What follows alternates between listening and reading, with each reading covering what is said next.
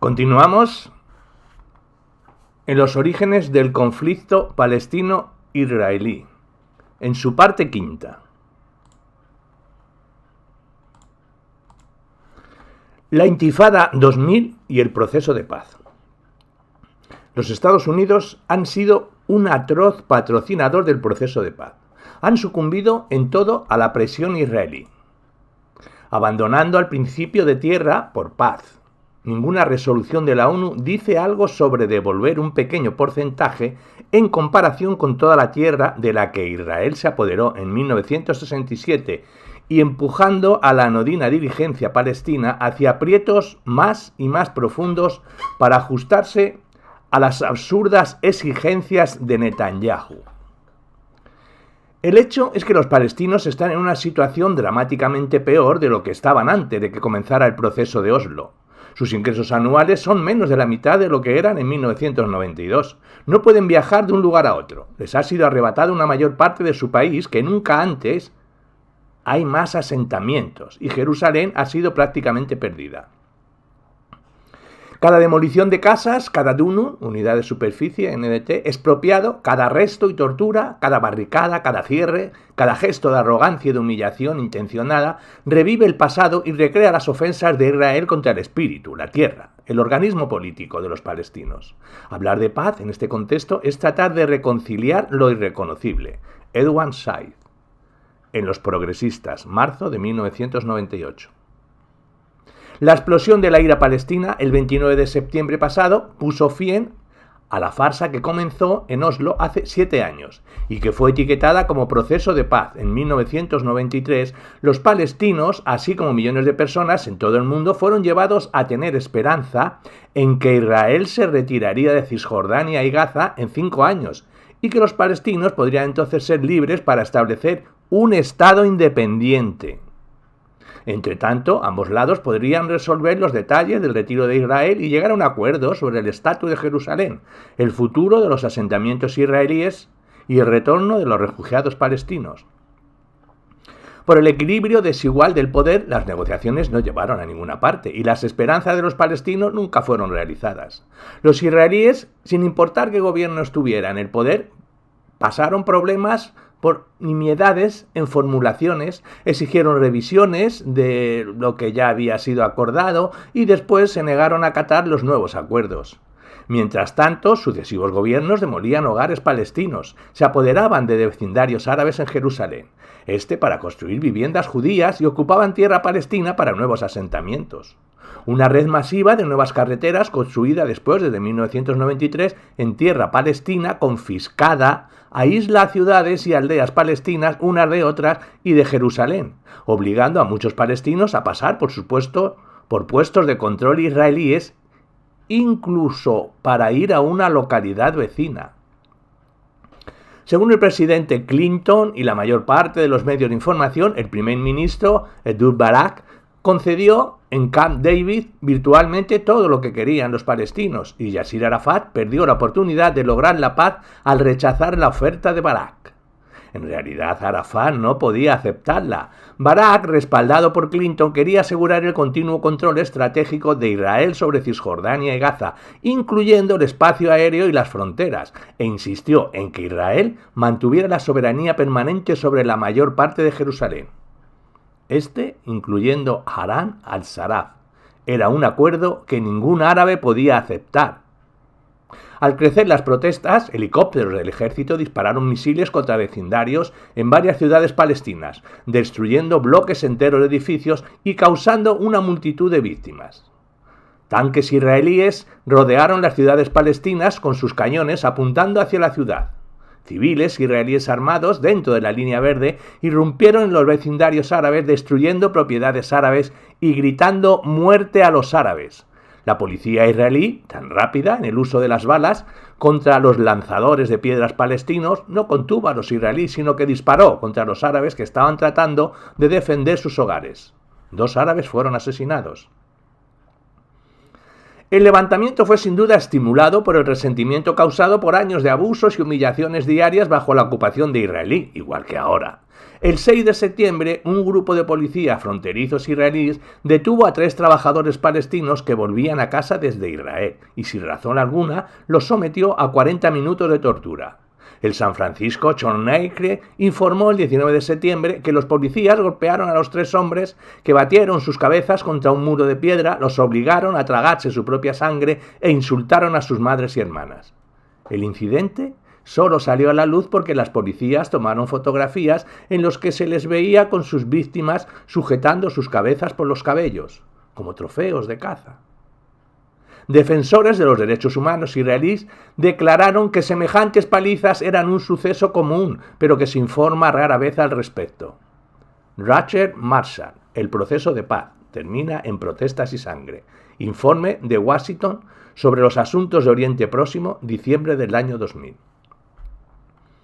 En los acuerdos de Oslo, Israel y Occidente pusieron a prueba la dirigencia palestina, a cambio de una promesa israelí de desmantelar gradualmente los mecanismos de la ocupación de Cisjordania y de la Franja de Gaza.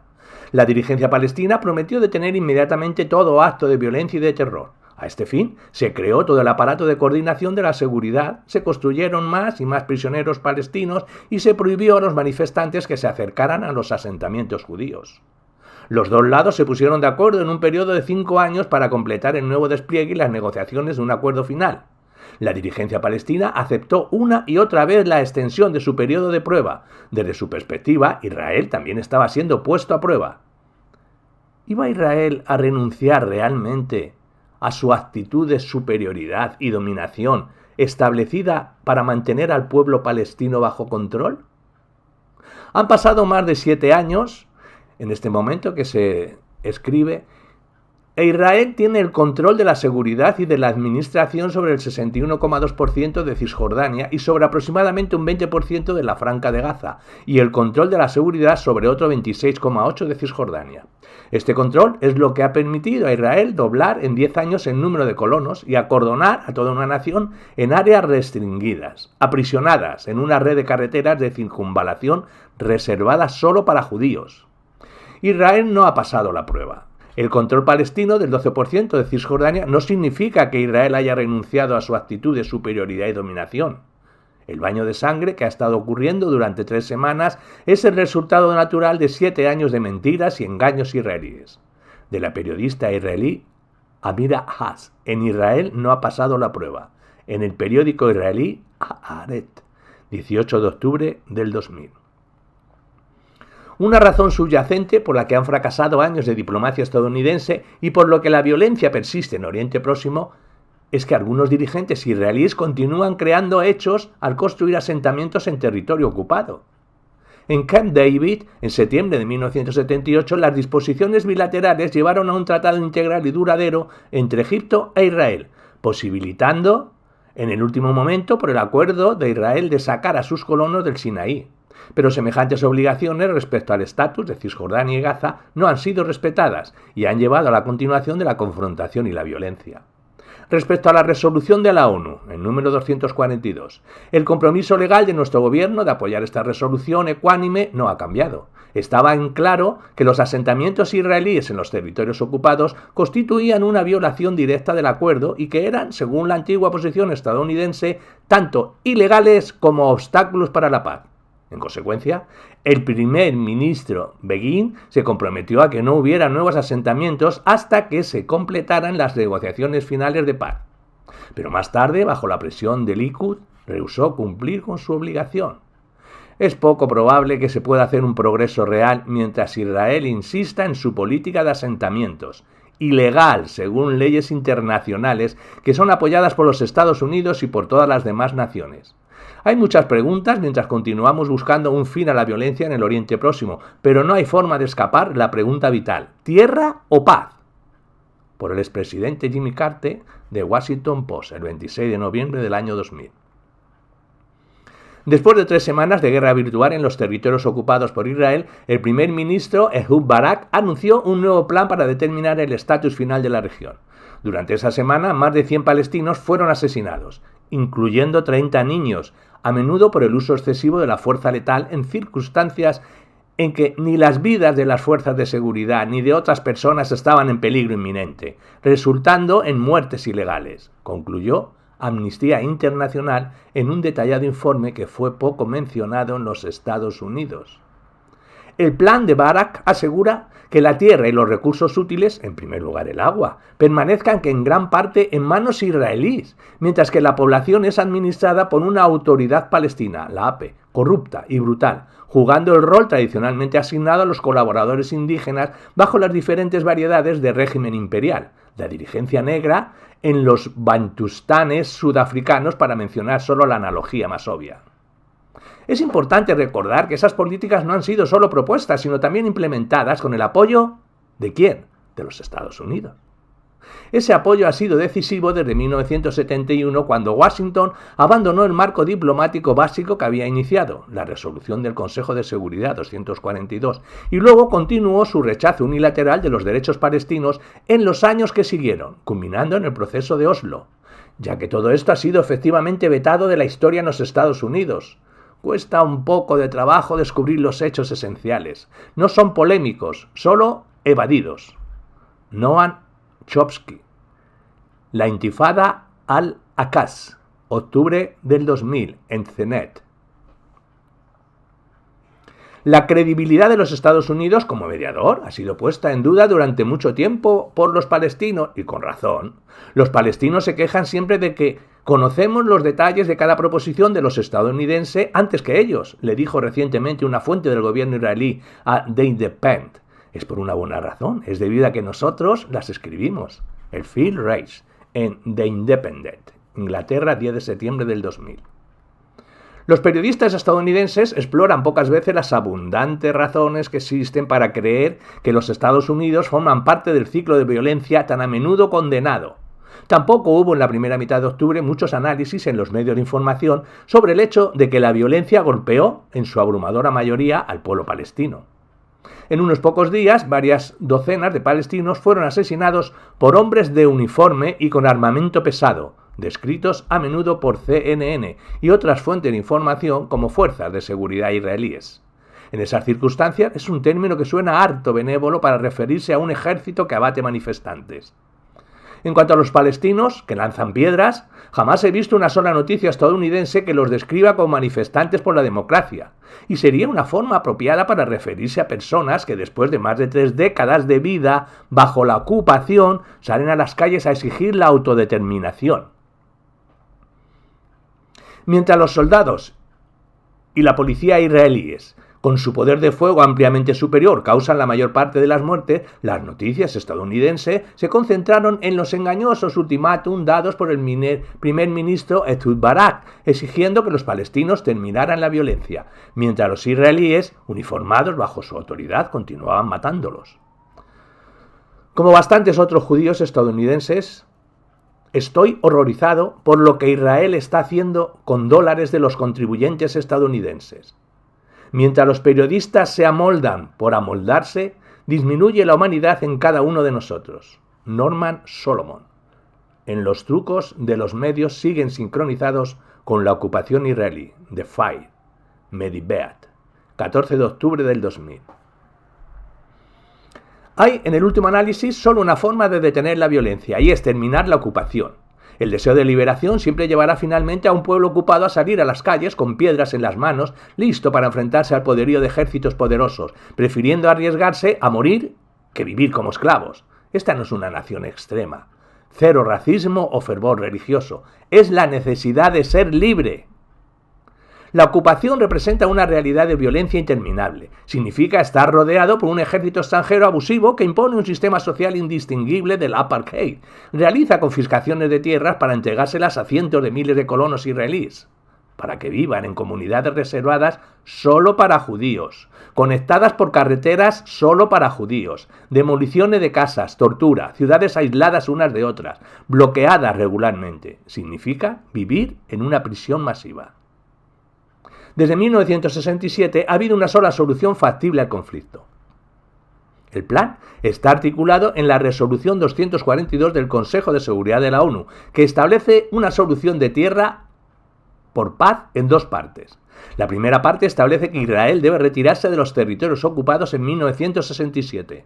La segunda apela a todos los estados en la región a vivir con esas fronteras en paz y seguridad. La obligación israelí, el retiro de los territorios ocupados, sigue totalmente incumplida. Hassan Ibich, director de comunicaciones del Comité Estadounidense Árabe contra la Discriminación, en Los Angeles Times, 18 de octubre del año 2000. Con la misma cara de palo, inexpresiva, sin emoción, helada, Madame Brie repitió: esos lanzadores de piedras palestinos están sitiando a Israel, agregando que el ejército israelí se está defendiendo. Pero, ¿es Israel el ocupante beligerante de Palestina y no al revés? Los tanques y los vehículos blindados israelíes están rodeando las aldeas, los campos y las ciudades palestinas, y no al revés. Los helicópteros artillados Apache israelíes hechos en los Estados Unidos están disparando, entre otros, misiles Laus contra manifestantes y hogares palestinos, y no al revés. ¿Es Israel quien está confiscando tierras palestinas e importando colonos judíos para establecer asentamientos armados ilegales en el corazón del territorio palestino? Y no al revés. Son los colonos quienes recorren Cisjordania destrozando a su paso y aterrorizando a los palestinos en sus propios hogares. Y no al revés. Israel está cometiendo atrocidades contra los palestinos, con toda impunidad. Y usted sostiene que Israel es sitiado. Hanan Asbari, en Los Progresistas, diciembre del año 2000. En la cobertura estadounidense de la reciente reunión del Camp David, la prensa estadounidense siguió obedientemente la deformación israelí del gobierno de los Estados Unidos en el sentido de que aunque el primer ministro israelí, Ehud Barak, hizo valerosas concesiones para lograr la paz, la ausencia de voluntad de los palestinos para llegar a un compromiso causó el fracaso de la reunión. No importa que las valerosas concesiones de Barak eran permitir a los palestinos que tuvieran la responsabilidad administrativa conjunta sobre un par de vecindarios árabes remotos del Jerusalén. Este árabe, migas patéticas lanzadas al suelo esperando que Arafat las recogiera agradecido. Del reportero judío estadounidense, Eduardo Cohen, de lo que los estadounidenses necesitan saber y que probablemente jamás se les dirá, para comprender la furia palestina, de Palestine Media Watch. Barak aparece como si estuviera pidiendo solo un 10% de los territorios ocupados. En realidad es más de un 30% considerando los territorios que quiere anexar en el área de Jerusalén y colocar bajo su control de seguridad en el Valle del Jordán. Lo que es peor todavía, en el mapa sometido a los palestinos, este porcentaje divide el país de este a oeste y de norte a sur, de manera que el Estado palestino consistirá en grupos de isla, cada cual rodeada por colonos y soldados israelíes. La opinión pública mundial está siempre junto al que tiene menos posibilidades. En esta lucha somos Goliat y en ellos son David. Para el resto del mundo, fuera de los Estados Unidos, los palestinos están combatiendo una guerra de liberación contra una ocupación extranjera. Estamos en su territorio, ellos no están en el nuestro. Somos los ocupantes, ellos son las víctimas. Esta es la situación objetiva y ningún ministro de propaganda puede cambiarla. Del activista israelí por la paz, Uri Avneri, en 12 mentiras convencionales sobre el conflicto palestino-israelí, de Palestine Media Watch. Barak prometió la paz y trajo la guerra, y no por accidente. Mientras hablaba de paz, aumentó los asentamientos, cortó los territorios en trozos mediante las carreteras de circunvalación, confiscó tierras, demolió casas, arrancó árboles de raíz, paralizó la economía palestina. Condujo negociaciones en las que trató de dictar a los palestinos una paz que equivale a una capitulación. No se dio por contento con que al aceptar la línea verde, los palestinos ya habían renunciado al 78% de su patria histórica. Exigió la anexión de los bloques de asentamiento e hizo crecer que solo suponían un 3% del territorio, cuando en realidad se refería a que más de un 20% quedaría bajo control israelí. Quería coaccionar a los palestinos para que aceptaran su estado aislado de todos sus vecinos y compuesto por varios enclaves aislados unos de otros, cada uno rodeado por colonos y soldados israelíes. Alardea públicamente de que no ha devuelto a los palestinos ni una pulgada de territorio. Cuando estalló la intifada, envió tiradores de élite para que hirieran a tiros, a sangre fría y desde lejos a cientos de manifestantes desarmados, adultos y niños. Bloqueó separadamente cada aldea y ciudad, llevándolos al borde de la inacción. para obligarlos a rendirse. Bombardeó vecindarios. Comenzó una política de liquidaciones de estilo mafioso, causando una escalada inevitable de la violencia. Del activista por la paz israelí Uri Avneri, el 3 de febrero del año 2001. A los israelíes les gusta crecer y decirle al mundo que realizan una ocupación liberal o benigna, cualitativamente diferente de otras ocupaciones militares que el mundo ha visto. La verdad es radicalmente diferente. Como todas las ocupaciones, la de Israel está basada en la fuerza bruta, la represión y el miedo, la colaboración y la traición, palizas y cámaras de torturas, en la intimidación, la humillación y las manipulaciones diarias. Esto es del historiador israelí Benny Morris, en Víctimas que tienen razón. Carta abierta de un israelí a un amigo que ahora está en paz. Han pasado exactamente 7 años desde que te escribí mi última carta. Fue el día después de la firma de los acuerdos de Oslo, cuando me invitaste a bailar contigo en la Plaza Menorach. Permíteme que te cite algunos pasajes de esa antigua carta. Bailaste en la plaza porque esta paz te hacía feliz. No era una paz cualquiera, sino una mezcla de paz y seguridad del mea culpa de los palestinos por los pecados cometidos, la renuncia al terrorismo y amplias concesiones de la otra parte. Una paz de la que puedes estar orgulloso. Una paz, como te vanagloriabas, por la que no damos nada, solo un pedacito, murmura el primer ministro, y ganamos mucho. Reconocimiento, mayor seguridad, detención de la intifada de renuncia al terrorismo, librarnos de los árabes y más todavía. Estás contento con esta paz y en su honor me invitas a bailar contigo. No, gracias. Te libraste de Gaza, separaste a los israelíes de los palestinos, les diste el trabajo sucio y ni siquiera prometiste el retiro o un verdadero Estado. ¿Podía conseguirse una paz más barata? Yo, por el contrario, veo la paz como un fin, y no solo como un medio, y llamo a retirarse de los territorios ocupados, porque no tenemos ningún motivo para estar allí, aunque la ocupación no nos costara ni una sola víctima ni un solo centavo. Y estoy en contra de disparar contra niños y adultos, simplemente porque está prohibido disparar contra niños o civiles ordinarios. Desde que escribí esas líneas, has celebrado la paz y te has vuelto gordo y próspero. Las repetidas y variadas violaciones de los acuerdos no te afectaron. Por no hablar de algún cambio en nuestra cultura de guerra y ocupación, en el tono arrogante de los que negocian en nuestro nombre y en sus intentos de exigir más y más, por menos y menos. ¿Cómo puede seguir habiendo alguna confusión? Un ejército conquistador utiliza tanques y helicópteros artillados para dispersar manifestaciones. ¿Qué tiene que sea tan difícil de comprender? Existe una ocupación y hay una lucha contra la ocupación. Hay manifestantes y hay un ejército que ha recibido órdenes de derramar su sangre. Y no me vengas con la historia de los fusiles. Tu gloriosa historia en la guerra te califica para comprender lo que comprenden hasta los reporteros de la CNN, que esos fusiles no ponen en peligro ni a Israel ni a los soldados, si no se acercan demasiado. De la carta de 1993. La paz es un tango que requiere a dos que bailen al unísono. No es un baile en el que uno arrastre a su pareja como le dé la gana. En tu baile de paz no tienes parejas, solo enemigos. Porque tu paz es su sometimiento, tu éxito es su pérdida.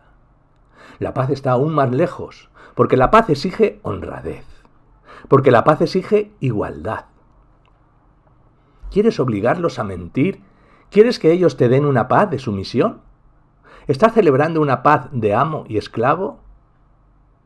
Bajo semejantes condiciones tal vez habrá paz y tranquilidad, pero no una paz verdadera.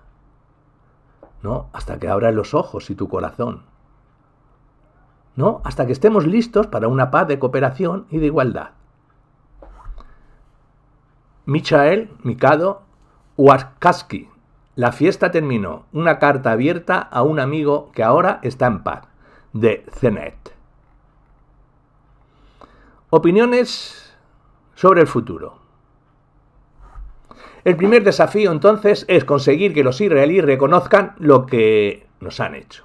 Pero creo que también debemos presentar la posibilidad de alguna forma de coexistencia en la que pueda haber una vida nueva y mejor, libre de entonocentrismo y de intolerancia religiosa.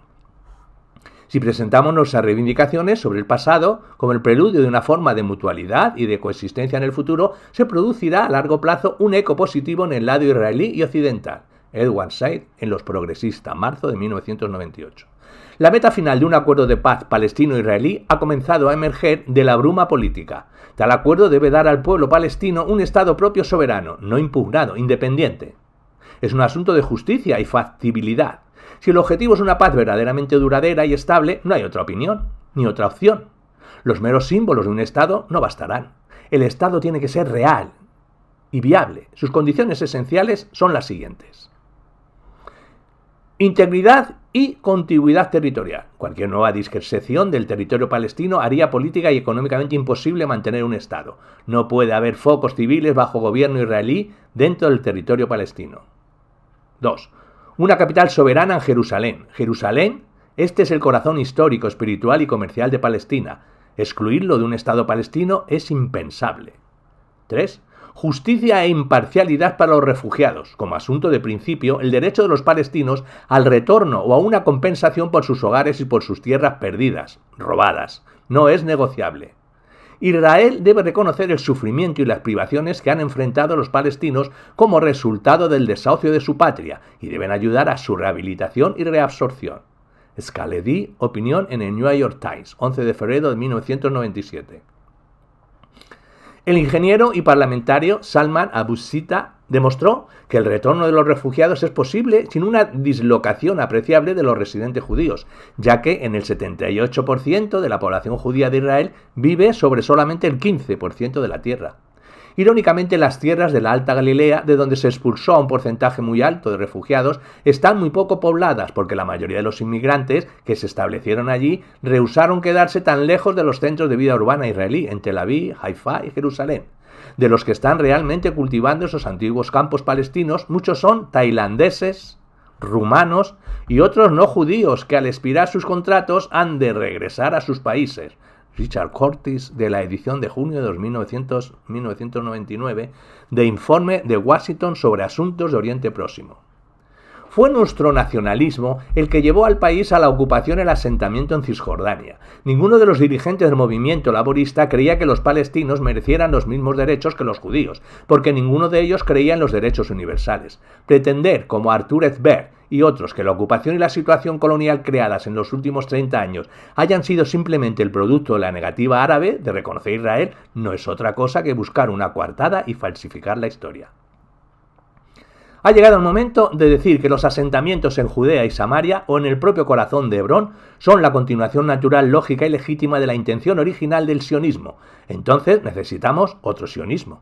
Si se considera que un Estado judío, que no reconoce la absoluta igualdad de todos los seres humanos, está más próximo del espíritu de los fundadores de la nación que un nuevo sionismo liberal, es tiempo de despedirse de los fantasmas de los fundadores y de comenzar a forjar nosotros mismos una identidad alejada de las ramificaciones místicas de nuestra religión y del lado irracional de nuestra historia. Del profesor de Ciencias Políticas israelí Zen Shept Intikun, mayo de junio de 1998.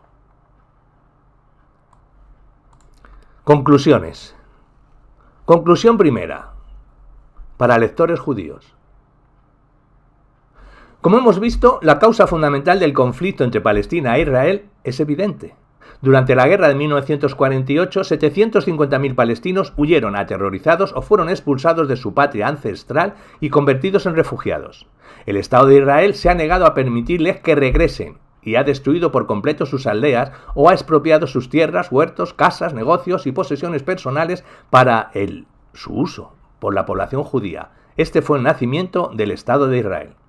Sabemos que es duro de aceptar emocionalmente, pero en este caso son los judíos los que están equivocados. Arrebatamos a los árabes por la fuerza la mayor parte de Palestina y acusamos a las víctimas por resistir su desposeimiento. Si usted choca el vehículo de otra persona, por la razón que sea, la justicia más elemental exige que usted lo repare. Nuestra obligación moral hacia el pueblo palestino es igual de evidente. Ya es tiempo que todos los judíos de buena conciencia hagan todos los desagravios posibles a los palestinos para corresponder a la mejor parte de la tradición judía, su base ética y moral. Toda crítica a Israel es vista tradicionalmente por los judíos estadounidenses como dañina para el pueblo judío, incluso si la crítica corresponde a la realidad. Pero mi pueblo es mi pueblo, con razón o sin ella, no difiere de mi patria, ni mi patria con razón o sin ella. Una vez que nos lanzamos por la ladera resbalosa que nos lleva a decir que el fin justifica los medios, dejamos atrás cualquier pretensión de moralidad, junto con millones de otros judíos estadounidenses que no están afiliados a las mayores organizaciones judías estadounidenses. Estamos indignados por la opresión permanente de los palestinos por el gobierno israelí y pensamos que ha sido la ruina del alto prestigio moral del pueblo judío. El gobierno israelí podría resolver mañana mismo la crisis palestino-israelí. En realidad, serviría a los mejores intereses de sus ciudadanos si lo hiciera, porque los actos de terrorismo al azar contra israelíes cesarían si las reivindicaciones palestinas de un Estado viable e independiente fueran aceptadas y se diera compensación por las pérdidas árabes. Aquí, en los Estados Unidos, nosotros los judíos estamos integralmente asimilados a la corriente principal de la sociedad y tenemos posiciones de poder e influencia en todos los campos de actividad. No necesitamos seguir en una actitud defensiva. ¿Podemos permitirnos cambiar nuestra actitud de ¿es bueno para los judíos? a ¿es bueno? Lo menos que los judíos estadounidenses tienen que hacer es declarar categóricamente que no podemos aprobar la ocupación ilegal por Israel de tierras palestinas y que se asesine y mutile intencionadamente a manifestantes palestinos, armados solo con piedras, como está documentado en informes del Consejo de Seguridad de la ONU, la Comisión de Derechos Humanos de la ONU, Amnistía Internacional, Human Rights Watch y grupos israelíes como B'Tselem. Los intereses a largo plazo de Israel son protegidos de la mejor manera apoyando a grupos israelíes por la paz, como B'Tselem Salón, no al gobierno israelí y su brutal represión, que solo lleva a una violencia interminable. Los grupos por la paz israelíes critican con razón a su gobierno y nosotros también deberíamos hacerlo, ya que este último argumenta que actúa en nuestro nombre. Grupos estadounidenses como el Jewish Peace Lobby, la Jewish Voice for Peace y la Middle East Children Alliance también merecen su apoyo. No comprometa su ética en su apoyo ciego a políticas erróneas, sino que trabaje para una solución justa. Por favor, haga copias de esta información y pida a sus amigos judíos que consideren la información que contiene por el bien de todos. Paz. Escrito por un palestino. Conclusión segunda. Para todos los que apoyan las acciones de Israel.